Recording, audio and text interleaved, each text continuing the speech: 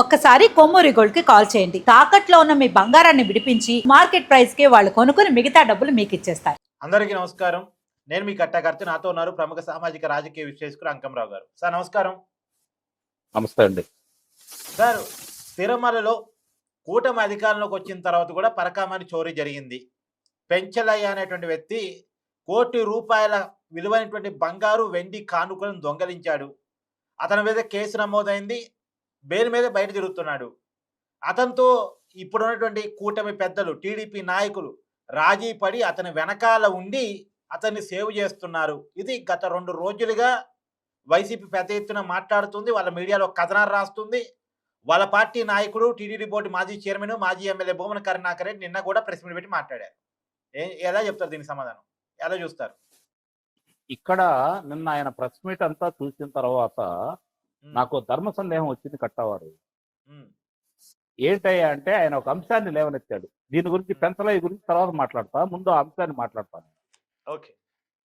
వెంకటాయపాలెంలో ఆ దేవదేవుడికి సంబంధించినటువంటి దేవాలయ నిర్మాణానికి సంబంధించి 25 ఎకరాల భూమిని దేవదేవుడి యొక్క ఖజానా నుంచి, అంటే ఎకరం 50 లక్షల రూపాయల కాడికి 12,50 రూపాయలు చెల్లించి భూమి కొన్నారు, కొనిపించాడు చంద్రబాబు నాయుడు గారు.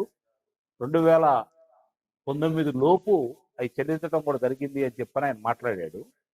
నాకు ఇక్కడ అనుమానం వస్తుంది ఏంటంటే 2019 నుంచి మే 30వ తారీఖు నుంచి 2024 జూన్ 3వ తారీఖు వరకు ఎవరు ప్రభుత్వంలో ఉన్నారు?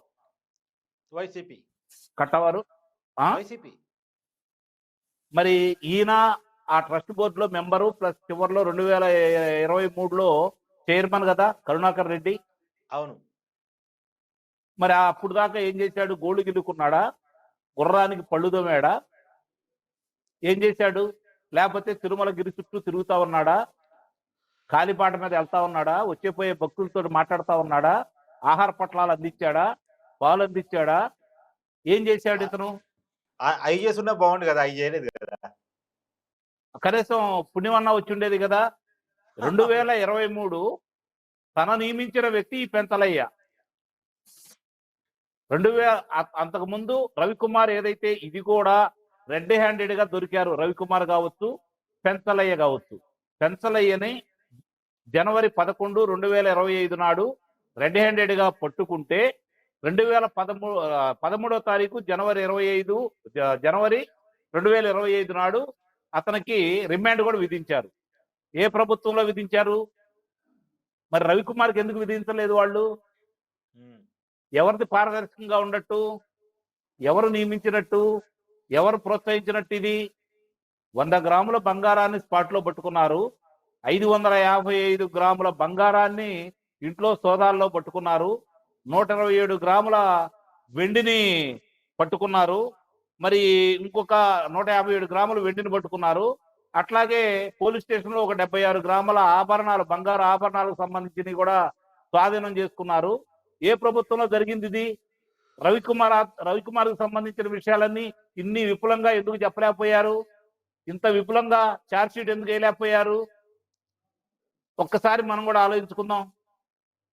ఎవరు దొంగ, ఎవరు మంచి పరిపాలకుడు, ఎవరు ఏం చేశారని చెప్పి దీన్ని బట్టి మనం అర్థం చేసుకోవాలి కదా. ఈ పెంచలయ్యకు సంబంధించి ఈరోజు ఆధారాలతో సహా సేకరించిన తర్వాత నీ ఆధ్వర్యంలో నీ మీద 3 లక్షల రూపాయలు తీసుకున్నావని చెప్పి నీ మీద అభియోగం. దానికి నీ సమాధానం చెప్పకుండా 2019కి ముందు జరిగిన దాన్ని 5 సంవత్సరాలు మీరు పరిపాలనలో ఉండి అంతమందిని అరెస్ట్ చేశారు, చంద్రబాబు నాయుడు గారిని అరెస్ట్ చేశారు. మరి నిజంగా దాంట్లో మీకు ఏదైనా తప్పు ఉండటైతే మీరు వదిలిపెట్టేవాళ్ళ? ఈ మాత్రం కామన్ సెన్స్ ప్రజలకు లేదా? ఈ రోజు తగుదనమ్మా అని చెప్పని 2 రోజులు ఇదే విధంగా సోది చెప్తా ఉంటే ఇవన్నీ ప్రజలు మర్చిపోయారని అనుకుంటున్నారా? ఒక్కసారి ఆలోచించుకోవాలా. ఈ రోజు 2019 నుంచి 2024 కాదు కట్టవారు, 2004 నుంచి జరిగినటువంటి కార్యక్రమాలు, వాళ్ళు నియమించినటువంటి వ్యక్తులు, వాళ్ళు చేసినటువంటి కార్యక్రమాలు, దొంగతనాలు, పరకామణి విషయంలో కావచ్చు, లేదంటే శ్రీకృష్ణ దేవరాయల యొక్క ఆభరణాలకు సంబంధించింది కావచ్చు, అలాగే శ్రీవాణి ట్రస్టుకు సంబంధించింది కావచ్చు, వెంగమాంబ అన్న ప్రసాదంలో వాళ్ళు చేసినటువంటి కార్యక్రమాల గురించి కావచ్చు, నెయ్యి గురించి కావచ్చు, బిఆర్ నాయుడు గారు చైర్మన్ గా అయిన తరువాత ఒక్కొక్క విషయాలన్నీ బయటికి తీసుకొస్తూ గోమాతలకి దాణా పెట్టకుండా చంపేసిన విషయాలు కావచ్చు, ఈ పాపాలన్నీ శాపాలై ఈ రోజు వెంట పడుతున్నాయి. కాబట్టే ఒక్కొక్క విషయాలన్నీ బయట పెడతా ఉన్నారు బిఆర్ నాయుడు గారి ఆధ్వర్యంలో ఉన్నటువంటి ఈ రోజు ఆ కమిటీ వాళ్ళు. అలాగే చంద్రబాబు నాయుడు గారు ముఖ్యమంత్రిగా దీనికి సంబంధించి తిరుమల తిరుపతి దేవస్థానానికే ప్రక్షాళన మొదలు పెడతానని చెప్పని ఆయన ప్రారంభించాడు. కాబట్టి ఈ రోజు ఉక్కిరి బిక్కిరవుతూ ఒక్కొక్క అంశాలన్నీ బయటకు వస్తున్నాయి. కాబట్టి ముప్పేట దాడి జరుగుతోంది, కాబట్టి ఆధారాలు స్పష్టంగా ఉన్నాయి. కాబట్టి ఏదో విధంగా ఎదురు దాడి చేయాలనే క్రమంలో భాగంగా ఈ రోజు కరుణాకర్ రెడ్డి ఈ విధంగా మాట్లాడుతున్నాడు. అంటే సార్ ఇప్పుడు ఒకటి ఏకమెన్ కమిషన్ విచారణ నడుస్తుంది, అంటే ఏకసభ్య కమిషన్ విచారణ నడుస్తుంది, వన్ మెన్ కమిషన్. వాళ్ళు ఖచ్చితంగా భూమని కరుణాకర్ రెడ్డిని విచారిస్తారు. భూమని కరుణాకర్ రెడ్డి నిందితుల లిస్టులో ఉండే అవకాశం ఉంది. లేదంటే వైవి సుబ్బారెడ్డి ఖచ్చితంగా నిందితుల లిస్టులో ఉండే అవకాశం ఉంది. ఖచ్చితంగా ఇది వైసీపీకి తాకబోతుందని ఎదురుదాడి స్టార్ట్ చేశారనుకోవచ్చా? నిస్సందేహంగా ఏకసభ్య కమిషన్ ఆ విచారణ అయిపోయే తర్వాత మీరు చూడండి, భూమన కరుణాకర్ రెడ్డి, సుబ్బారెడ్డి అండ్ ధర్మారెడ్డి, చెవిరెడ్డి భాస్కర్ రెడ్డి, రాజేంద్రనాథ్ రెడ్డి వీళ్ళందరూ కటకటాపాలు కాబోతున్నారు. ఎలాంటి అనుమానం కూడా లేదు. కానీ ఎందుకు మొదటి భూమన కరుణాకర్ రెడ్డి ఇంతగానో, అంటే 10% నిజాలు ఉంటే ఉండొచ్చేమో కానీ 90% అబద్ధాలు కలవగలుపుకొని మాట్లాడి ఒక బుకాయింపుగా ఒక గందరగోళాన్ని క్రియేట్ చేస్తుంటే ఆ గందరగోళానికి సంబంధించి క్లారిటీ ఇచ్చుకుంటున్నారు తప్ప అతను అదుపులో తీసుకోవట్లేదు ఎందుకు? అంటే ఇక్కడ వీళ్ళు ఒక పద్ధతి ప్రకారం వెళ్తున్నారని అయితే మనం భావించాలి. ఆ విషయంలో ఆలస్యం చేస్తున్నారు.